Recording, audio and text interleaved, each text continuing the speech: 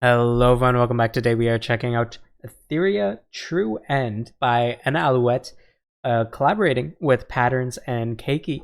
So I'm pretty excited to get into this. It's been a while since we heard Enna or the original Ethyria song that she came out with.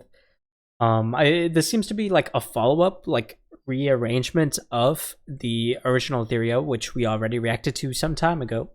So the song, it might still be kind of fresh. It's been a while since I heard the original Ethyria, so hopefully I can still pick up on references and things that changed. But let's just jump in and see what it's all about. In 3, 2, 1, play.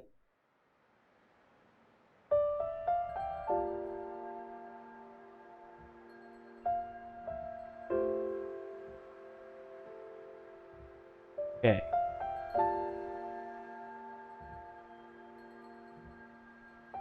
I like those soft chimes in the back of the mix.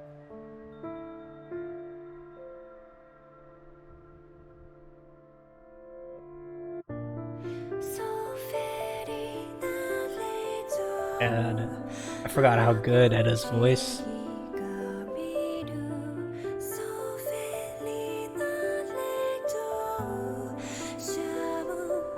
Ooh, I like that little wavering.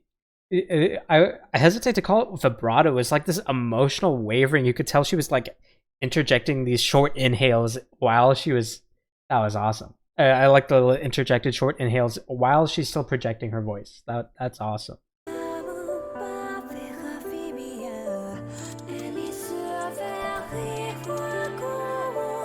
Okay. Some interesting percussive elements. Ooh, nice harmony there.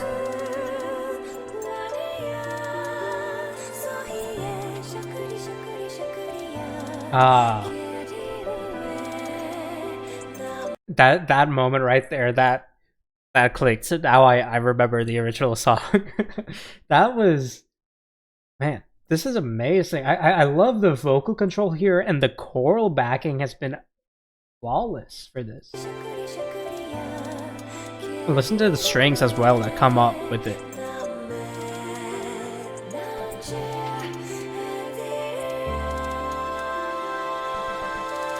Ooh. Okay.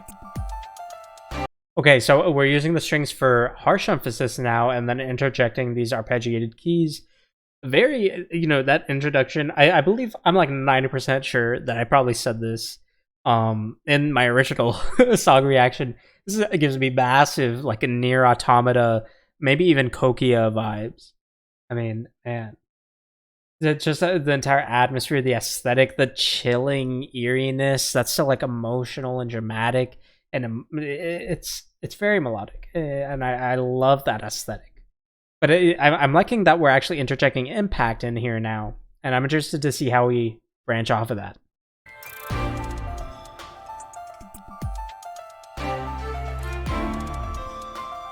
Ooh. Oh, we digitized the end of that. It had a stutter effect. Okay. We're getting a little less acoustic on our interjections.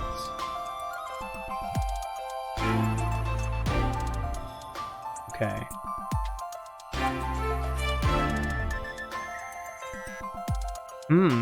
We're even cutting off the acoustic.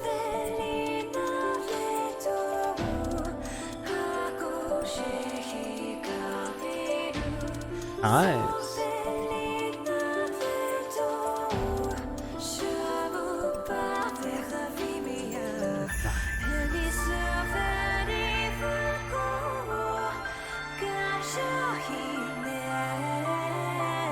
Nice.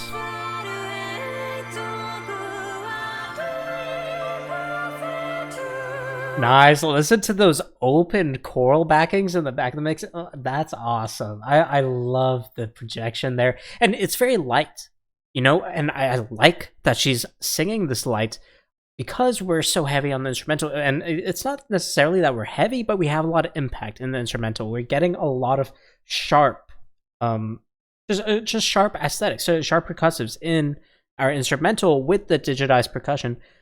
Even though it's not super bassy, we don't have a super bassy percussive, but we're still getting enough bass tones, and especially with the choral backings, we filled the mix up.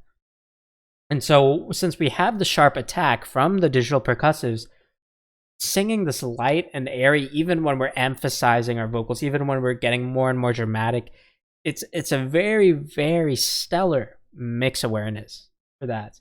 And I'm very curious, actually, if if all of these lines were re-recorded, or if these are reused from the previous project and then just put on a different instrumental.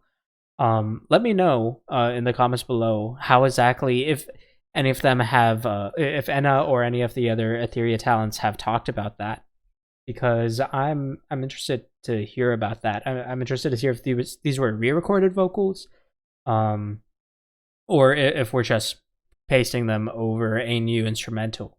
Because either way, it's still very well mixed in, and it's a very well mixed, especially with those new attacking, those new digitized percussives. So I'm interested to hear about that.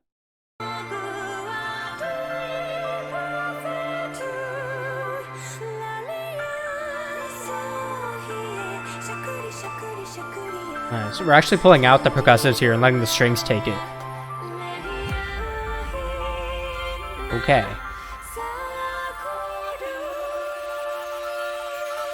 Ooh, pulling them back in. Okay. I like that. I actually really, really like that.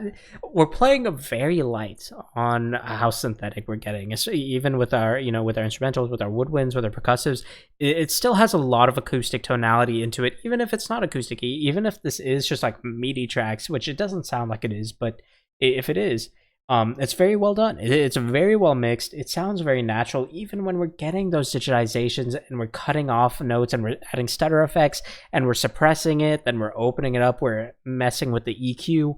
It's all very aware, and because the vocals are held steady, because the vocals are so clean, it never feels like it's overdone. It doesn't feel like a remix. It just feels like a varied instrumentation, which is awesome.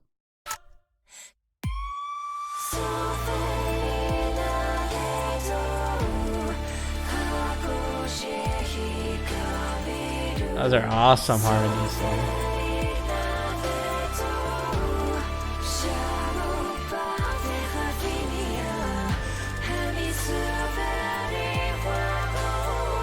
Ooh, listen to that vocal right. Did you hear that? Oh, well, I can't do it. But that was awesome right there. That little inflection, it came down low and then rode the scale back up with like this harmonic, this little harmonic, like sharp notes, riding that up.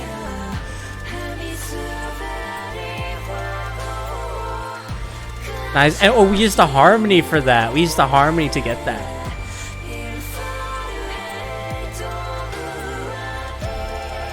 Nice. And letting the instrumentation take it now.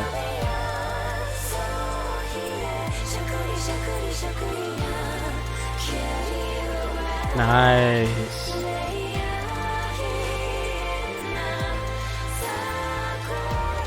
Okay.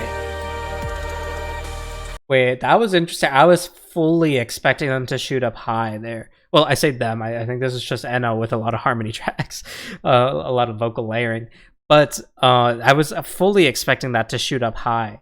So interesting variation there. But I like how we've added progression, how we've added a dynamic to the mix, because we're steadily increasing the influence of that instrumentation, which increases that feeling of being altered and distorted. Even if it's not like dissonant or anything, we're still getting that distortion in terms of how significant the instrumentation is over the vocals, and you can hear that instrumentation drowning out the vocal. We even have that high-pitched treble, like constant note that holds over our big harmony there. So we're we're getting that distortion of the mix as we move forward, that progression to the song, adding a dynamic to the listener's ears as they keep listening, hearing how the song's changing. So that is a nice dynamic that I don't think was in the original. I could be wrong, and they might have done that in the original as well, but I really like how that was handled.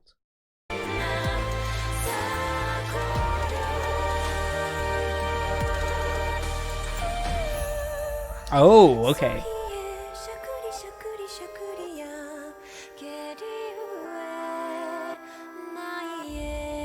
Okay. Nice. So after we drown out the vocals with the high-pitched instrumental, well, I say drown out, I don't mean it that negatively. I just mean we start to overwhelm the vocals with that high-pitched instrumentation, and then we pull back, let the vocals have a moment to shine on the treble tonalities.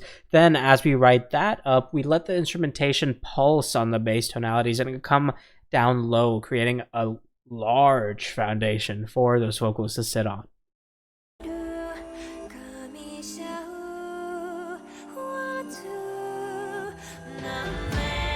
Ooh. Okay.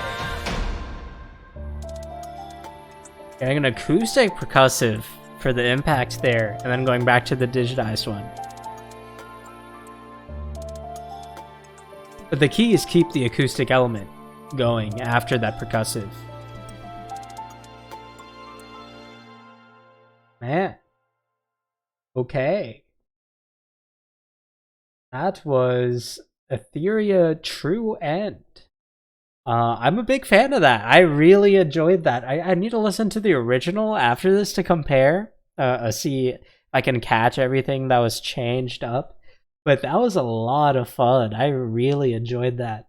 And I'm glad they revisited this song, because there's a lot of just awesome instrumental work and vocal work in this song that yeah, I mean, no matter how many views that song gets, I think it'll still be underappreciated how amazing those harmonies come together. It's very near Automata-esque, which I'm pretty sure I said that in my original reaction. But I mean that as a compliment. I mean, that soundtrack is awesome, and so is this one. I love how that's handled, how the harmonies mix together with the instrumentation, and then as we progress through the song, we let that unevenness progress. You know, we keep it very balanced in the beginning, and then we start to see those vocals get overwhelmed, but at the very end, we do get the vocals to kind of triumphant, well, maybe not triumphantly, but they do at the end get the last big Ethyria, you know, they have the big moment at the end, but we do also close that moment with the instrumentation. So up to your interpretation, I suppose. But I do really like that, though it may not be necessarily the narrative, I do like that mix progression, you know, the change in the mix balance as we progress. Which is, it's just noticeable enough where it doesn't feel like it's pushing its boundaries. You know, there's a lot of songs, especially, you know, with like on the EDM side of things, and like even on dubstep and stuff, where they really like to mess with that balance of the mix and how significant some tracks are, how significant others are, and you know, that balance of power between different tracks or different groups of tracks. So I think this was just the right amount of intensity, especially for this aesthetic of song. So yeah, that was a lot of fun. I really enjoyed that. So thank you very much. Thank you very much for watching. As always, feel free to recommend more things for me to check out in the comments below. And if you'd like, feel free to subscribe to the channel if you want to see more. Aside from that, I will see you all next time. Thank you so much.